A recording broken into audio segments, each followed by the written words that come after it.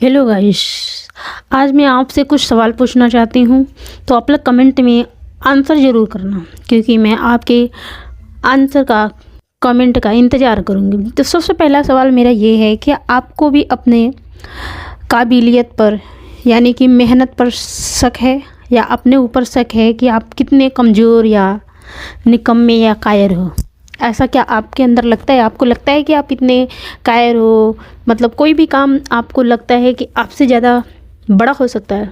तो ऐसा नहीं है भाई, ऐसा नहीं है। आप एक विनर हो, आप एक ख़ास काम के लिए बनाए गए हो। आपके अंदर एक ऐसी क्वालिटी है जो किसी के अंदर नहीं है, ठीक है। अब मैं ऐसी मोटिवेशन आपको देने वाली हूँ इस चैप्टर्स के माध्यम से, जिसको पढ़ के आपकी लाइफ चेंज हो जाएगी। तो मैं बात कर रही हूँ आज मैं आपसे कि अगर मान लीजिए आप अगर एक माँ हो और साथ में आप एक सुपर हीरो भी बन सकती हो, ठीक है।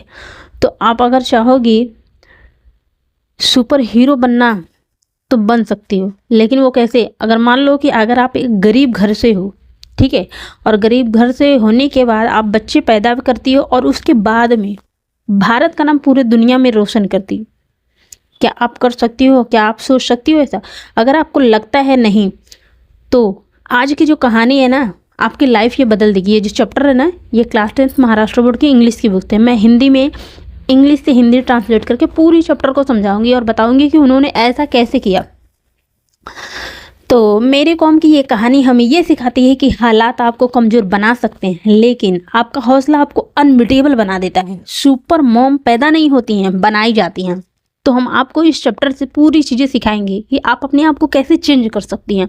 चाहे आप माँ देख रहे हो, टीचर देख रहे हो, पेरेंट देख रहे हो या बच्चे देख रहे हो, अगर आप चाहते हैं बदलना तो हमारे साथ जुड़िए, हमारे चैनल को सब्सक्राइब करिए। आप जिसको चाहते हैं कि वो लाइफ में कुछ करे, लाइफ में कुछ अच्छा बने, तो इसको उसके लिए यानी कि पढ़ाई में और बाकी चीज़ों में नहीं भाई, मैं पढ़ाई का ही वीडियो डालती हूँ और मैं ज़्यादा से ज़्यादा इंग्लिश की हिंदी देने की कोशिश करती हूँ और मतलब पढ़ाई को एकदम सरल तरीके से सिखाती हूँ आपको। मैं हर इंग्लिश चैप्टर की, हर इंग्लिश वर्ड की हिंदी बताने की ज़्यादा कोशिश करती हूँ। आपको मैथ भी मैं बहुत अच्छी तरीके से पढ़ा सकती हूँ। तो मैं पहले से लेकर 10वीं तक की अभी देख रही हूँ, अब इसके बाद मैं और बढ़ाऊँगी। तो ज़्यादा से ज़्यादा अगर आप सीखना चाहते हैं तो इस चैनल को सब्सक्राइब कर लेना और उनको ज़रूर भेज देना जिसको आप चाहते हो कि वो लाइफ में आगे बढ़ें, क्योंकि आप जानते हो कि इंग्लिश हमारा या आपके लाइफ का पासवर्ड है भाई, पासवर्ड, ठीक है। तो आपको पासवर्ड को क्या करना है? सीखना ही पड़ेगा, ठीक है। लाइफ में सरवाइव करने के लिए आपको सीखना ही पड़ेगा। तो इसलिए ये चैनल आपके लिए बहुत ज़रूरी है, छोटे बच्चे हो या बड़े बच्चे हो, ठीक है। सभी के लिए ये चैनल उनके मोबाइल में होना चाहिए और सब्सक्राइब भी होना चाहिए। सबसे बोल दीजिए कि वो सब्सक्राइब कर लें, क्योंकि ये आपको बहुत कुछ सिखा के जाएगी। तो हम स्टार्ट करते हैं unbeatable super mom Mary Kom को, ठीक है। तो ये चैप्टर जो है बहुत ही अच्छी है। अनबिटेबल का मतलब ही होता है जिसको हराया ना जा सके, ठीक है। इसका मतलब एक शब्द में होता है अपराजेय। सुपर मॉम मैरी कॉम, अब मैरी कॉम जिनका नाम है वो सुपर मॉम थी, ठीक है। अब सुपर मॉम थी, लेकिन मैरी कॉम आपको पता होगा एक लेडीज़ महिला भारतीय बॉक्सर भी थी, ठीक है। तो अब मैं आती हूँ सीधी बात पे, चैप्टर को सिखाते हैं कि मैरी कॉम थी Chungneijang. Mary Kom was born on 24 November 1982। इसका हिंदी में ट्रांसलेशन बनेगा कि मैरी कॉम चुंगनेई जैंग मैरी का जन्म 24 नवंबर 1982 में हुआ था, ठीक है। Better known as Mary Kom, she is an Olympic Indian boxer hailing from the Kom tribe in Manipur. तो मैरी कॉम के नाम से मशहूर, ठीक है, मैरी कॉम के नाम से मशहूर वह मणिपुर की, कहाँ की रहने वाली थी?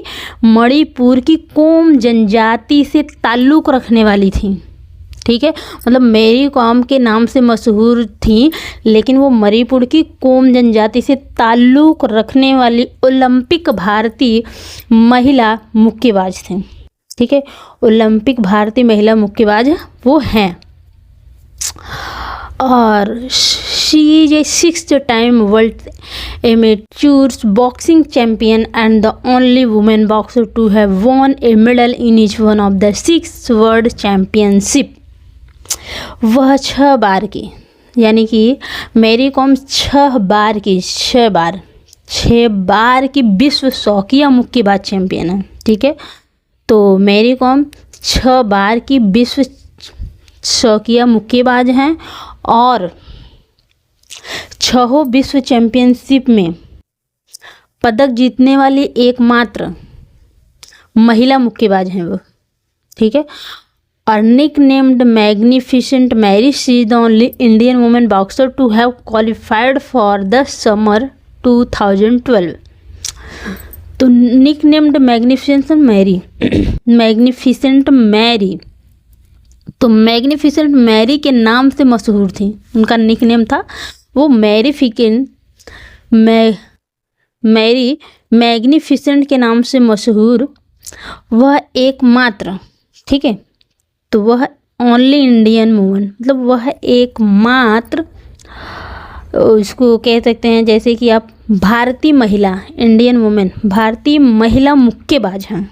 ठीक है, तो मैरी मैग्निफिसेंट नाम से मशहूर भारतीय महिला, एकमात्र भारतीय महिला मुक्केबाज हैं और उन्होंने 2012 में, ठीक है, ग्रीष्मकालिक ओलंपिक में 2012 में ग्रीष्मकालिक ओलंपिक में क्वालिफाइड किया।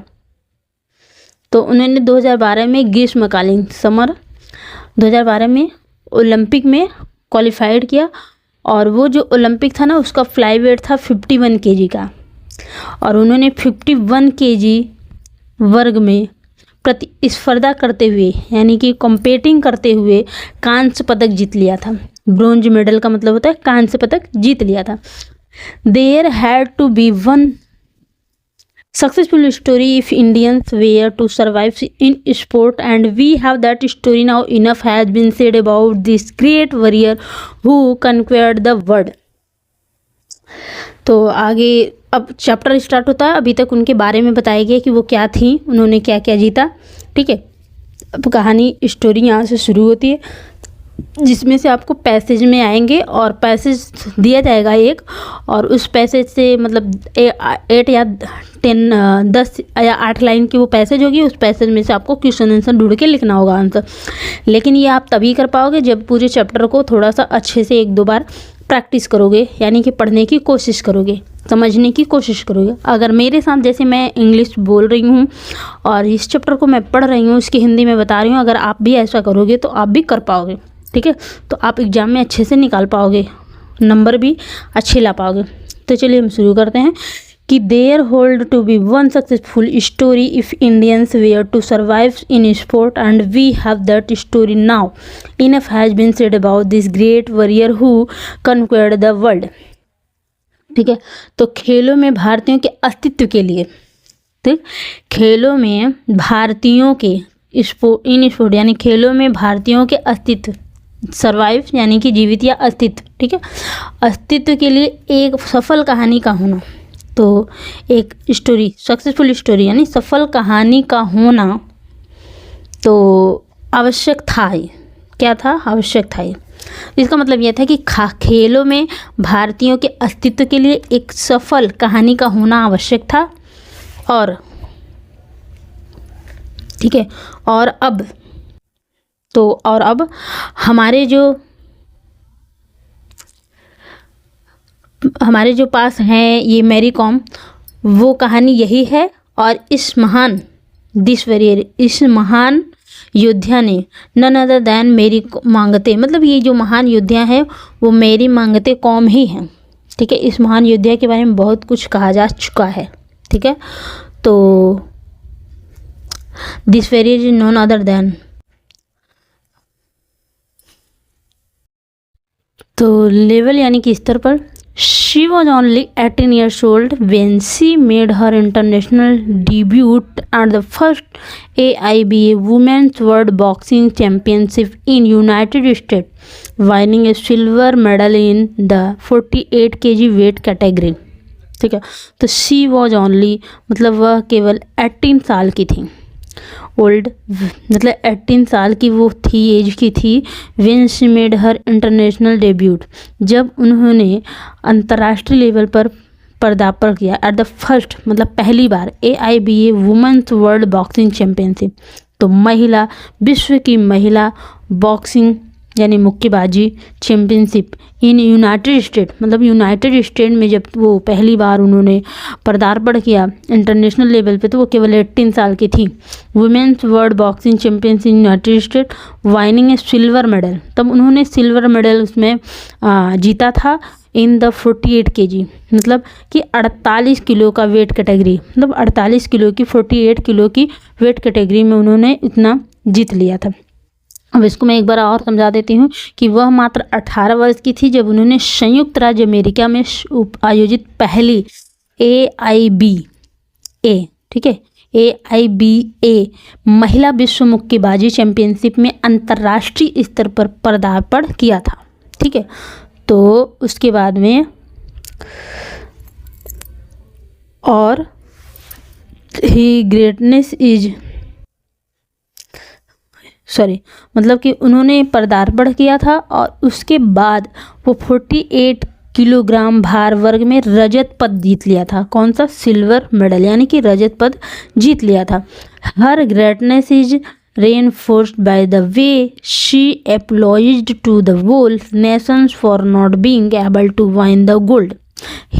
Her greatness is reinforced. इसका मतलब यह है कि उन्होंने जब इतना जीता तो स्वर्ण पदक न जीत पाने पर, ठीक है, हर ग्रेटनेस मतलब उन्होंने सिल्वर तो जीता लेकिन स्वर्ण पदक नहीं जीत पाया। तो उनका ये कहने का मतलब है कि स्वर्ण पदक न जीत पाने पर उन्होंने पूरे देश से, ठीक है, तो उन्होंने पूरे देश से अपोलॉइज किया मतलब क्षमा मांगा। द वोल नेशन मतलब पूरे देश से, पूरे राष्ट्र, अपने पूरे देश से उन्होंने क्या कर दिया? क्षमा मांगा पूरे देश से, जिस तरह माफ़ी मांगी। ठीक है, तो जिस तरह माफ़ी वो उन्होंने मांगा था, मतलब वो जब सिल्वर मेडल को पाया तो उन्होंने गोल्ड मेडल के लिए पूरे देश से उन्होंने माफ़ी मांगी कि वो गोल्ड मेडल नहीं जीत पाई हैं इसलिए। और वो जिस तरह से माफ़ी मांगी थी, she is a legend for sure and an ideal for the all the sports women to the look up to. उससे उनकी महानता और भी पुष्ट होती है। ठीक है, फ्यूजेंट माने दिव्य, उनकी चरित्र, उनकी महानता, उनकी दिव्य चरित्र क्या हो जाती है? और भी पुष्ट हो जाती है। ठीक है, तो मतलब कि उन्होंने उस समय माफ़ी मांग लिया था। जब उन्होंने सिल्वर मेडल जीता था तो गोल्डन मेडल नहीं जीत पाए थे, तो उन्होंने उस समय क्या करी थी? माफ़ी मांगी थी। और जब उन्होंने माफ़ी जिस तरह से देश से मांगी थी उससे उनकी महानता और भी पुष्ट होती है। वह निस्संदेह एक विश्व दिग्गज हैं और सभी महिला खिलाड़ियों के लिए प्रेरणा स्रोत भी हैं। ठीक है, महिला खिलाड़ियों के लिए एक प्रेरणा स्रोत हैं और एक उनके लिए एक आइडल, एक दिग्गज भी हैं। और फिर उनका इंटरव्यू होता है, तो एक इंटरव्यू लेने आते हैं, तो उनसे कुछ क्वेश्चन पूछते हैं, तो वो सारे क्वेश्चन आंसर यहाँ पे हैं। तो एन इंटरव्यू यानी कि एक इंटरव्यू में उनसे कुछ क्वेश्चन पूछे जाते हैं। इंटरव्यूअर जो इंटरव्यू लेने आते हैं वो पूछते हैं, और फिर मैरी कॉम। तो चलिए हम इसमें शुरुआत करते हैं कि उनसे क्या क्या क्वेश्चन पूछे गए जब उन्होंने ऐसी उपलब्धि प्राप्त की थी तब। तो इंटरव्यू से ऐसे आपको पता चलेगा कि आप क्या कर रहे हो, आप किस लेवल पे हो, आप क्या कर सकते हो। ठीक है, in an exclusive interview with Sportskeeda correspondent Taruka Srivastava, Olympic bronze the Olympic and her elations at winning a medal. ठीक है, तो उसके बाद जब एक साक्षात्कार उनसे, एक इंटरव्यूअर उनसे इंटरव्यू लेने आते हैं, तब उनसे कुछ क्वेश्चन पूछे जाते हैं। तो इन एन एक्सक्लूसिव इंटरव्यू मतलब स्पोर्ट कीड़ा की संवाददाता तारुका श्रीवास्तव, स्पोर्ट कीड़ा की संवाददाता तारुका श्रीवास्तव के साथ एक विशेष साक्षात्कार में, ठीक है, एक विशेष साक्षात्कार में ओलंपिक कांस्य पदक विजेता मैरी कॉम ने, ओलंपिक कांस्य पदक विजेता मैरी कॉम ने ओलंपिक के लिए अपनी तैयारियों और ओलंपिक के लिए अपनी तैयारियां और पदक जीतने पर अपनी खुशी के बारे में बात की। There had to be one successful story if Indians were to survive in sport and we have that story now. देखिए, देयर का मतलब कुछ भी नहीं होता, हैड टू बीन मतलब आवश्यक था, बी यानी होना, वन सक्सेसफुल स्टोरी एक सफल कहानी, इफ़ इंडियंस मतलब कि भारतीयों के लिए, वेयर टू सर्वाइव मतलब उनके अस्तित्व के लिए या जीवित के लिए, इन स्पोर्ट मतलब खेल में अस्तित्व के लिए, ठीक है, खेलों में भारतीयों के अस्तित्व के लिए एक सफल कहानी का होना आवश्यक था। एंड यानी कि और वी अब हमारे पास दैट स्टोरी वह कहानी नाउ मतलब अब वो हमारे पास कहानी है। इनफ हैड टू सेड मतलब उनके बारे में काफ़ी चीज़ें कही गई हैं। Enough had to said about this great warrior इन महान योद्धा के बारे में काफ़ी चीज़ें, बहुत सी बातें हुई हैं, बहुत सी चीज़ें कही गई हैं, बोली गई हैं। हु कन्क्वेयर्ड द वर्ल्ड जिन्होंने वर्ल्ड को क्या कर दिया, पूरे वर्ल्ड को कन्क्वेयर्ड कर दिया, जीत लिया था, उनके बारे में बहुत सी बातें कही गई थी। और वो योद्धा कौन है, this warrior is none other than Mary Mangte, ठीक है। तो ये योद्धा कोई और नहीं थी, ये मैरी मांगते कौम थी। द कॉमक्वेरर एंड द कॉमरेड, उनको कॉमक्वेरर और कॉमरेड के नाम से भी जाना जाता था, मतलब कहा जाता था उनको। देखिए कितने नाम है। She is famed as a 5 times world boxing champion. She is famed मतलब वो फेमस थी, प्रसिद्ध थी, प्रसिद्धि उन्होंने मिला था, उन्हें फेम मिला था, प्रसिद्धि मिली थी, किसमें मिली थी, as a 5 times world boxing champion में। अब आप ये से कह सकते हैं कि उन्होंने 5 टाइम्स का मतलब ये है कि 5 बार की विश्व बॉक्सिंग चैम्पियन और 6 विश्व चैम्पियन में पदक जीतने वाली वो महिला थी, ठीक है। तो वो 5 बार की विश्व बॉक्सिंग चैम्पियन थी और and the only boxer to win the medal in every one of the 6 world championship. और वह 6 चैम्पियनशिप में, तो and the only boxer to win वो केवल वह विन करी थी, मतलब वो वैसी बॉक्सर थी, वैसी चैम्पियन थी जिन्होंने एक मेडल जीता था इन every one of the 6 world championship. मतलब 6 विश्व चैम्पियनशिप में पदक जीतने वाली एकमात्र महिला मुक्केबाज के रूप में प्रसिद्ध हैं, ठीक है, वो फेम्ड हैं, प्रसिद्ध हैं। और in 2012 Olympics she become the first Indian women boxer and qualified and win a bronze medal in the 51 kg flyweight category of boxing in 2012 में ओलंपिक में।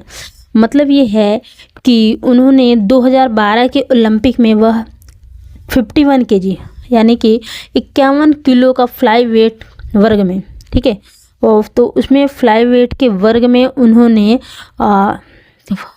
क्वालिफाई कर लिया था, ठीक है, और क्वालिफाई करने और कांस्य पदक जीतने वाली पहली भारतीय महिला मुक्केबाज हैं, ठीक है। तो पहली भारतीय महिला मुक्केबाज हैं। तो उन्होंने 2012 में 51 kg का वेट में, फ्लाई वेट में उन्होंने वो फ्लाई वेट के वर्ग में उन्होंने क्वालिफाई कर लिया और ब्रॉन्ज मेडल भी जीता, ठीक है, ब्रॉन्ज मेडल भी उन्होंने जीता। उसके बाद Kom was born in Kangathei village Moirang और Lamkhai in Churachandpur district and rural Manipur in eastern India. तो कॉम वॉज बॉर्न मतलब ये कॉम का जन्म पूर्वी भारत, ठीक है, ईस्टर्न इंडिया यानी कि पूर्वी भारत के ग्रामीण मणिपुर के, तो ग्रामीण मणिपुर के, रूरल का मतलब होता है ग्रामीण, मणिपुर के चूराचंदपुर जिले में मोइरांग यहाँ पे ना, मोइरांग के लमखाई के कांगथेई गांव में हुआ था। मोरांग के कांगथेई के लामखेई गांव में हुआ था, ठीक है, लामखेई के कांगथेई गांव में उनका जन्म हुआ था। तो मतलब उनका जन्म कहाँ हुआ था, पूरा उनका स्टोरी बताया गया है कि मणिपुर में चूराचंदपुर गांव में और लमखेई में, मैरांग के लमखेई के कांगथेई गांव में हुआ था, ठीक है। इतना याद रखना है, जब पूछा जाएगा अगर एग्जाम में तो बताना। She come from a poor family, वो एक पुअर फैमिली से मतलब गरीब फैमिली से थी, वो गरीब फैमिली से आती हैं। हर पेरेंट्स मांगते टोनपा Kom and Mangte Akham Kom they are tenant farmers who work in jhum field. मतलब उनके जो पेरेंट्स थे मांगते टोनपा काम थे और मामते अखम कॉम थे, और वो जो उनके पेरेंट्स थे वो टीनेंट थे यानी कि किराएदार थे, फार्मर खेतों किसान थे, who work in jhum field मतलब कि मणिपुर में झूम खेती होती है, वो किराएदार थे, मतलब किराए पे खेत लेते थे, उस पर किराया खेती करते थे, उस तरह का उनका काम था। तो com grew up in humble surrounding, तो वो जैसे कि आपको पता है कि वह एक गरीब परिवार से थी और उनके माता पिता मांगते टोनपा काम और मांगते अखम काम दोनों झूम खेती करने वाले थे। और उसके बाद वो करने वाले किराएदार किसान थे और काम साधारण, वो जो परिवार में पली बड़ी थी यानी कि मैरी कॉम साधारण परिवार में पली बढ़ी और helping her parents with farm related chores, going to school and learning athletics initially and later boxing simultaneously. Her father was a keen wrestler in his younger age. तो helping her parents with farm मतलब कि है कि उन अपनी माता पिता की खेती बाड़ी में मदद करती थी, यानी कि वो कॉम जो थी मैरी कॉम वो अपने माता पिता के साथ खेती बाड़ी में मदद करती थी और वो स्कूल भी जाती थी, ठीक है। और स्कूल जाने के बाद शुरुआत में एथलेटिक्स और फिर बाद में वो पहले शुरुआत में एथलेटिक्स सीखती हैं और फिर वो बाद में उनमें मुक्केबाजी सीखती हैं, बॉक्सिंग सीखती हैं, ठीक है। तो उसके बाद वो बॉक्सिंग सीखती हैं, उसके बाद उनके पिता हर father was a keen wrestler in his younger age. तो हर फादर मतलब उनके जो पिता थे वो कीन रेसलर थे, ठीक है, उत्सुक पहलवान थे युवावस्था में। इन हिज यंगर एज मतलब अपने युवावस्था में उनके पिताजी एक कुशल पहलवान थे, ठीक है। वो पहलवान की बेटी हैं लेकिन वो पहले पहलवान थे जब यंग थे, उसके बाद जब उन्होंने पहलवानी छोड़ दी तो वो एक किसान बन गए और जब किसान बन गए तो किसान में वो उनके बच्चे पैदा हुए और मैरी कॉम भी पैदा हुई और वो खेती करती थी, ठीक है। उसके बाद की कहानी क्या है कि she had an eager interest in athletics since childhood and the success of the Dingko Singh a fellow Manipur who return from the 1998 Bangkok Asian games with a gold medal Kom collected had inspired many youngsters in Manipur to try boxing and she too thought of giving it a try. She had मतलब कि अभी जो com थी, com को याद था कि com had an eager interest, मतलब कि कॉम को याद है कि उन्हें बचपन से ही इन एथलेटिक्स में उनका क्या था, चाइल्डहुड बचपन से ही इंटरेस्ट था, रुचि था। And the success of Dingko Singh, ठीक है। तो मतलब ये है कि एथलेटिक्स में गहरी रुचि थी। कॉम को याद है कि उन्हें बचपन से ही एथलेटिक्स में गहरी रुचि थी और उनके साथ ही मणिपुर डिंगोको सिंह की सफलता, जो उनके एक साथी भी थे डिंगोको सिंह, जिनकी सफलता जो 1989 में बैंकॉक एशियाई खेलों से स्वर्ण पदक लेकर जो लौटे थे, मतलब उनके एक दोस्त थे डिंगोको सिंह जो वो भी स्वर्ण पदक लेके लौटे थे एशियाई खेलों से, ठीक है। तो उस समय उन्हें पता है वो बैंकॉक एशियाई से खेल से लेके लौटे थे, ये उनके दोस्त एक साथी थे डिंगोको सिंह, ठीक है। और उसके बाद वो जब वापस लेके लौटते हैं तो कॉन्ग recollect had inspired many youngster in Manipur to try boxing and she too thought of giving it to try. तो लौटे थे ने उन्होंने मणिपुर के कई युवकों को मुक्केबाजी में हाथ हमलाने के लिए प्रेरित किया था। तो जब वो वहाँ से एशियाई खेलों से डिंगोको सिंह ने जब वहाँ से मेडल लेके आए तो उसके बाद उन्होंने ही एशियन गेम में, ठीक है, एशियाई गेम में गोल्ड मेडल जब जीत के लेके आए तो कॉम ने रिकलेक्ट किया, हैड इंस्पायर्ड और बहुत इंस्पायर्ड हुई मेनी यंगस्टर, मतलब बहुत लोगों को उन्होंने बहुत मणिपुर में जितने भी यंगस्टर थे उन्हें इंस्पायर किया खेल के लिए और टू ट्राई बॉक्सिंग को आजमाने के लिए। And she too thought of giving it to try, और उन्हें भी ट्राई करने के लिए, आजमाने के लिए उन्होंने सोचा, बोला ठीक है। तो ये मतलब है कि जो आप देख रहे हैं कि डिंगोको सिंह हैं, उन्होंने मणिपुर के कई युवकों को मुक्केबाजी में हाथ आजमाने के लिए प्रेरित किया था और उन्होंने भी इसे आजमाने के बारे में सोचा भी था। तो Mary Kom's career started in 2000 after her victory in the Manipur state women boxing championship and the regionals championships in West Bengal. तो मैरी कॉम की कैरियर की शुरुआत, ठीक है, मैरी कॉम के कैरियर की जो शुरुआत है, स्टार्टेड है, वो 2000 में मणिपुर राज्य में, ठीक है, 2000 में मणिपुर के राज्य में महिला मुक्केबाज चैंपियनशिप और पश्चिम बंगाल में, ठीक है, और पश्चिम बंगाल एंड इन वेस्ट बंगाल, यानी कि और पश्चिम बंगाल में क्षेत्रीय चैंपियनशिप जीतने के बाद हुई थी। रीजनल चैंपियनशिप मतलब क्षेत्रीय चैंपियनशिप जीतने के बाद उनकी कैरियर की शुरुआत हुई थी 2012 में, ठीक है। उसके बाद जब उनकी शुरुआत हुई तो फिर आगे in 2001 she started competing at international. इसका मतलब यह है कि 2001 में उन्होंने अंतर्राष्ट्रीय स्तर पर इंटरनेशनल प्रतिस्पर्धा करना शुरू कर दिया था। तो पदक जीतने पर उन्होंने अपनी खुशी के बारे में बात की। तो वो क्या बात की थी, तो चलिए उसको हम लोग शुरू करते हैं और जानते हैं और इससे कुछ सीखते हैं। इंटरव्यूअर, तो इंटरव्यूअर क्वेश्चन पूछते हैं, first thing first, you are the first Indian female boxer to win an Olympics medal for India, has the feeling completely sunk in. तो पहला क्वेश्चन है कि फर्स्ट थिंग मतलब सबसे पहले आप भारत की पहली महिला हैं, भारतीय महिला मुक्केबाज हैं, ओलंपिक पदक जीतने जा रही हैं, क्या आपको यह एहसास पूरी तरह से पहले हो गया था? तो has the feeling completely sunk इन मतलब क्या आपको यह एहसास पहले ही पूरी तरह से हो गया था? तो मैरी कॉम जवाब देती हैं कि I am really happy with my achievement and yes it is yet to sink in, I am just so एक्सहिलरेटेड।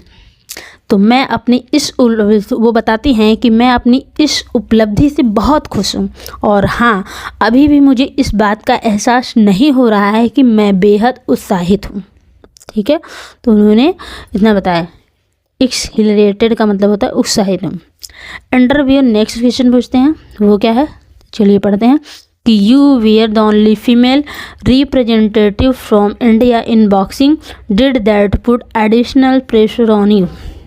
You were the only female representative from India in boxing। तो वो आगे पूछा जाता है कि अब बॉक्सिंग में भारत की एकमात्र महिला प्रतिनिधि थी, क्या इससे आप पर अतिरिक्त दबाव पड़ा? तो मैरी कॉम का जवाब क्या होता है कि no, not at all, I was pretty confident about myself, I knew. तो उनका जवाब होता है कि नो, नहीं, बिल्कुल भी नहीं, नॉट एट ऑल, बिल्कुल भी नहीं, मुझे खुद पर पूरा भरोसा था। तो आई वॉज प्रेटी कॉन्फिडेंट मतलब मुझे अबाउट माई सेल्फ मतलब मुझे खुद पर पूरा भरोसा था, आई न्यू मुझे पता था। फिर आगे नेक्स्ट क्वेश्चन होता है इंटरव्यूअर का कि your coach Charles Atkinson was not allowed to accompany you to the Olympics, how did the affect your preparations?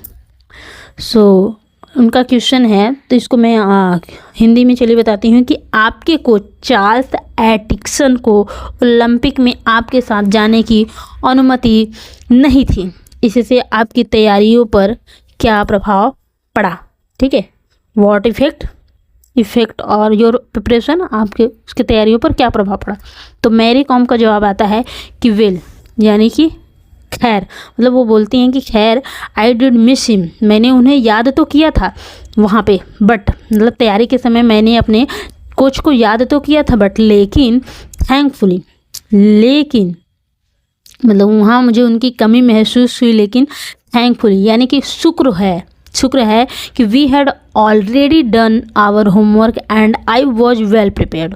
तो वो बोलते हैं कि लेकिन शुक्र है कि हमने पहले ही अपनी तैयारी कर ली थी और मैं अच्छी तरह से तैयार भी थी, प्रिपेयर्ड भी थी। तो नेक्स्ट क्वेश्चन इंटरव्यूअर उनसे पूछते हैं कि during your preparation for the Olympics you spared with the male boxer of the Indians contingent who was your favourite sparrings partners. तो उनका ये नेक्स्ट क्वेश्चन ही बहुत मज़ेदार है। तो देखिए इनका इस सवाल का उन्होंने ये सवाल क्या है हिंदी में समझिए और इसका जवाब क्या उन्होंने दिया वो समझते हैं। तो अब वो पूछते हैं कि क्या आपकी तैयारी के दौरान ओलंपिक में आपने भारतीय दल के पुरुष मुक्केबाजों के साथ अभ्यास सत्र किया। आपका पसंदीदा अभ्यास साथी कौन था। तो ड्यूरिंग योर प्रिपरेशन मतलब आपने तैयारी के समय फॉर द ओलंपिक, जब आपने ओलंपिक की जब तो आपने तैयारी करी थी you spared with the male boxer, तो उन्होंने मेल बॉक्सर के साथ तैयारी कर थी, ठीक है, आदमियों के बॉक्सिंग के साथ मुक्केबाजों के साथ तैयारी की थी ऑफ द इंडियन कॉन्टिंजेंट, ठीक है, तो इंडियन भारतीय दल से। तो who was your favourite sparing, तो उनसे ये पूछा जाता है कि आपका अभ्यास अच्छा अभ्यास एकदम फेवरेट पसंदीदा अभ्यास साथी आपका कौन था।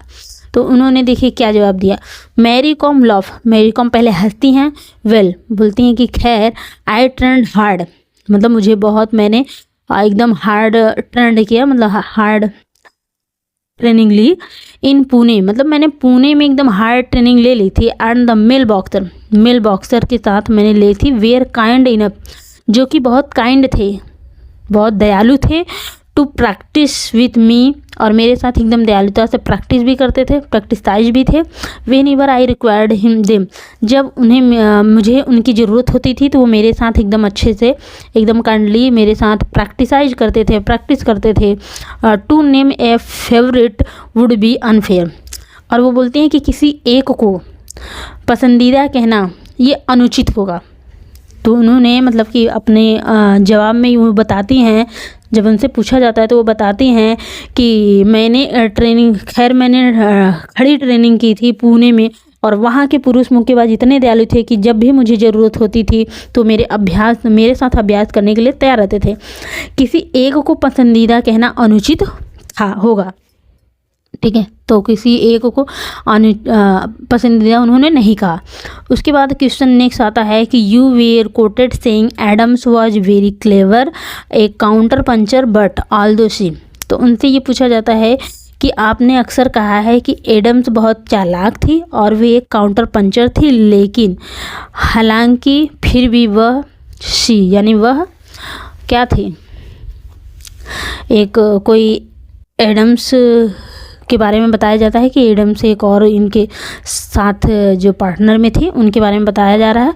तो कैरिड पावर मतलब कि एडम के पास पावर थी, शक्ति थी। शी वॉजेंट वेरी टैक्टिकल, लेकिन वह बहुत ज़्यादा टैक्टिकल नहीं थी। टैक्टिकल का मतलब होता है कि जीतने के लिए पहले तैयारी करना है, एकदम प्लानिंग तैयारी कर लेना। जैसे कि अगर आपको कुछ बनना है, ठीक है, तो आपका कोई लक्ष्य है तो उसके लिए आपको पहले पूरी तैयारी करनी होगी, और आपका जो लक्ष्य है उसको लिख के रख लेना है। आपको जितना टाइम लगे उसको प्लान से एकदम प्लानिंग बना के उसको तैयारी कर लो, तो उसी को इंग्लिश में बोलते हैं टैक्टिकल। तो एक एडम थी जिनके पास एडम के पास तो पावर तो थी, वो चतुर भी थी और एक काउंटर पंचर भी थी, लेकिन उसके पास पावर थी पर वह ज़्यादा टैक्टिकल नहीं थी, वो तैयारी नहीं करी थी। I was scoring but the judge were not pressing the buttons. Do you think dodgy judging was the part of the reason of your loss in the semi-finals? अब देखिए यहाँ पे होता है उनके साथ कि उनसे जब पूछा जाता है कि आप वो बताते हैं कि मैं मतलब जो पूछ रहे हैं इंटरव्यूअर वो बोलते हैं कि I was scoring but the जज, मतलब वो बताते हैं कि मुझे तो मैं स्कोर कर रही थी लेकिन जजों ने सही बटन नहीं दबाया था। उनके साथ एक बार चिट हुआ था तो उसमें उन्हें बताया जाता है कि लेकिन जजों ने उनके साथ सही बटन नहीं दबाया। क्या आपको लगता है कि सेमीफाइनल में आपकी हार का एक कारण गलत जजिंग थी? मतलब एक बार ऐसा होता है कि उनका गलत जजिंग किया जाता है, वो स्कोर तो करती हैं लेकिन वहाँ पे जो स्कोर का बताने वाला होता है जज, वो उनका सही बटन नहीं दबाता है, इसलिए वो सेमीफाइनल में हार जाती हैं। तो इसके बारे में उनके साथ ये इतना वो होता है, चीटिंग होता है, तो वो उसके बारे में बताती हैं। अब मेरी कॉम बोलती हैं कि यस, हाँ, आई थिंक, मुझे लगा some of the decisions were unfortunate, मतलब कुछ जो डिसीजन थे, कुछ जो निर्णय लिए गए थे वो अनफॉर्चुनेट थे, मतलब मेरे भाग्य में नहीं थे, एकदम दुर्भाग्य में थे। And did not work to my benefit, जिन्होंने मेरा कोई फ़ायदा नहीं हुआ, मेरे काम में उनका कोई फ़ायदा नहीं हुआ। मतलब वो बताती हैं कि हाँ मुझे लगता है कि कुछ फैसले दुर्भाग्यपूर्ण थे और मेरे हित में नहीं रहे। मतलब ऐसा करके वो अपने काम को जारी रखा। और हमारे यहाँ की कुछ भी लॉस थोड़ा सा भी हो जाता है तो हम क्या करते हैं, हार मान कर बैठ जाते हैं। ठीक है, तो इंटरव्यूअर फिर से पूछते हैं कि India manage just 6 medal in the 2012 Olympics even though we are a nations of 1-3 billions peoples, मतलब 1 से 3 अनुपात में। ठीक है, where do you think of a change is required to help us in medals that are proportionate with our population. ठीक है, population. अब इसका मतलब ये है कि वो साक्षात्कार पूछते हैं कि भारत को केवल 6 पदक ही मिले हैं। ठीक है, तो भारत को केवल 6 पदक ही मिले हैं और 2012 के ओलंपिक खेलों में, ठीक है, 2012 के ओलंपिक खेलों में भारत को 6 पदक मिले हैं, जबकि हमारी जो जनसंख्या है 1 अरब से 3 अरब के अनुपात में है। ठीक है, तो हमारी जो जनसंख्या है वो 1 अरब से 3 अरब के अनुपात में है और हमें अपनी जनसंख्या के अनुरूप एक पदक जीतने में मदद करने के लिए कितने क्षेत्रों में बदलाव की आवश्यकता है। मतलब उनसे ये पूछा जाता है कि हमारी तो जनसंख्या 1 अरब से 3 अरब के बीच में है और हमें अगर ये ऐसे पदक जीतने हैं, ठीक है, तो हमें अपनी जनसंख्या के अनुरूप पदक जीतने में मदद करने के लिए, मतलब जैसी जनसंख्या है इसके अनुरूप पदक भी जीतना मिलना चाहिए। ठीक है, तो इसके जीतने के लिए किन क्षेत्रों में बदलाव की आवश्यकता है। तो मैरी कॉम बताते हैं कि आई थिंक, मतलब मुझे लगता है कि more and more people should take up sport, मतलब अधिक से अधिक लोगों को गेम में भाग लेना चाहिए, गेम खेलना चाहिए as a full time career, मतलब फुल टाइम कैरियर के रूप में उन्हें यूज करना चाहिए। If we want more gold medal, यदि हमें ज़्यादा गोल्ड मेडल जीतना है तो हमें कैरियर के फुल टाइम कैरियर के रूप में हमें गेम खेलना चाहिए।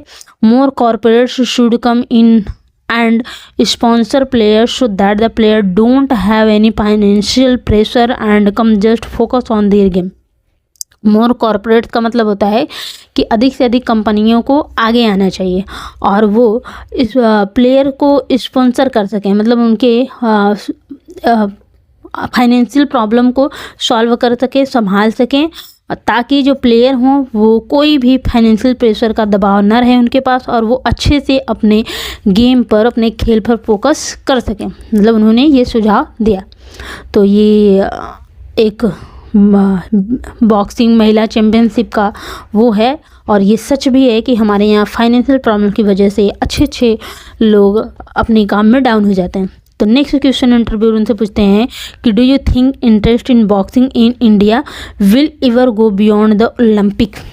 तो उनको लगता है कि उनसे पूछा जाता है कि क्या आपको लगता है कि भारत में मुक्केबाजी के प्रति रुचि कभी ओलंपिक से आगे बढ़ेगी। तो मेरी काम का जवाब आता है कि यस, हाँ, I am sure that in a few years boxing will be very popular among everyone in India all the year round.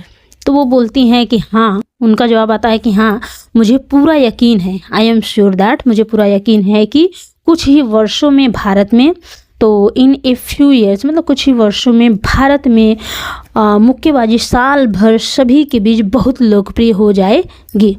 तो इंटरव्यूअर का नेक्स्ट क्वेश्चन आता है कि how aware are Indian womens of their nutritional requirements, diet and nutrition must have been a key factor in your conditioning for the Olympics. Do you think nutrition is a neglected area in Indian sport. तो इनसे next question पूछा जाता है कि भारतीय महिला अपने बारे में कितनी जागरूक हैं। ठीक है, तो इंटरव्यूअर उनसे पूछते हैं कि भारतीय महिला अपने बारे में कितनी जागरूक हैं पोषण संबंधित आवश्यकताओं के लिए। ठीक है, तो न्यूट्रिशनल रिक्वायरमेंट पोषण संबंधित आवश्यकताओं के लिए भारत अपने बारे में कितनी जागरूक हैं। आहार और डाइट और न्यूट्रिशन, आहार और पोषण। तो ओलंपिक के लिए आपकी तैयारी में आहार और पोषण एक महत्वपूर्ण कारक रहे होंगे। क्या आपको लगता है कि भारतीय खेलों में पोषण एक अरे उपेक्षित क्षेत्र है। तो उनसे पूछा जाता है कि डू यू थिंक, कि आपको लगता है कि न्यूट्रिशन यानी कि पोषण इज ए निगलेक्टेड यानी कि उपेक्षित है एरिया इन इंडियन स्पोर्ट, मतलब भारतीय खेलों में। उसके बाद मैरी कॉम अपना अनुभव बताते हुए बताते हैं कि the awareness is growing now among the female athlete when it comes to nutritional requirements. Nutrition had definitely been a neglected area in Indian sports. I had to gain 3 kg since I had to fight in the 51 kg when instead of the usual 48 kgs that I fight in. So I had to focus on what to eat. I gained weight by eating the right kind of healthy food rather than bad saturated fats. देखिए ये बहुत ही ज़रूरी, बहुत अच्छी चीज़ है, मतलब सबके लिए, वो उनके लिए कि जो बोलते हैं कि मैं तो बीमार रहता हूँ या तो मेरे ऊपर कोई जादू टोना कर दिया है या कोई भूत प्रेत का साया है, तो ऐसा कुछ भी नहीं है। जो सोचता है कि मैं तो बहुत बीमार रहती हूँ, तो ऐसा कुछ भी नहीं होता है। कि आप अगर अच्छी डाइट लेते हैं, न्यूट्रिशन लेते हैं, तो आप अच्छे रहेंगे। तो देखिए उन्होंने, इस मैरी कॉम ने भी बताया।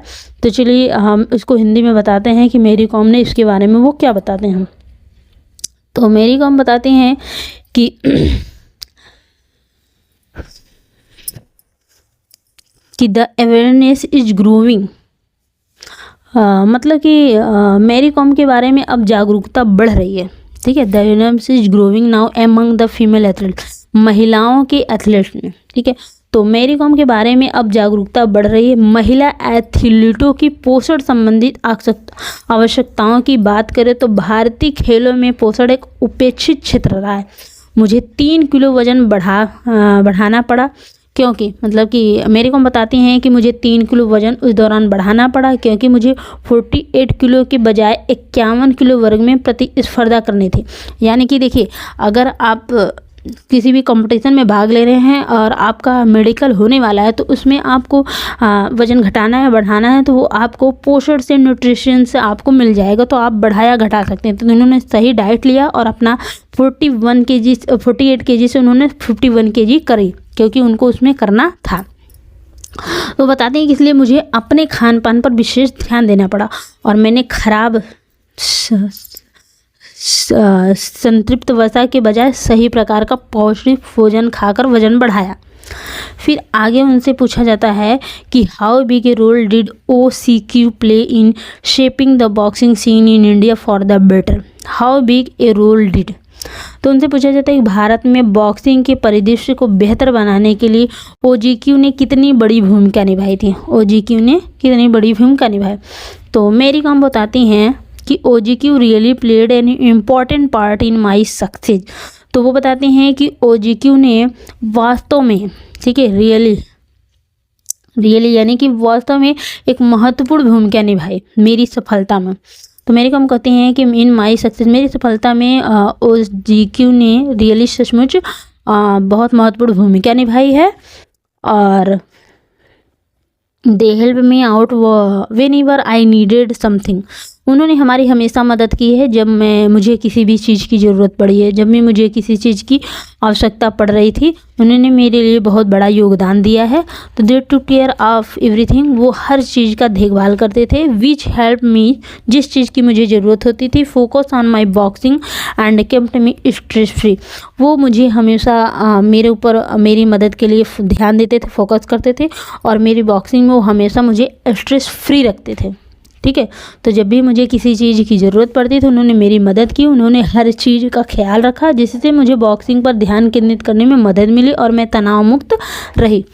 आगे नेक्स्ट क्वेश्चन उनका आता है कि what's your opinion on the futures of Indian boxing.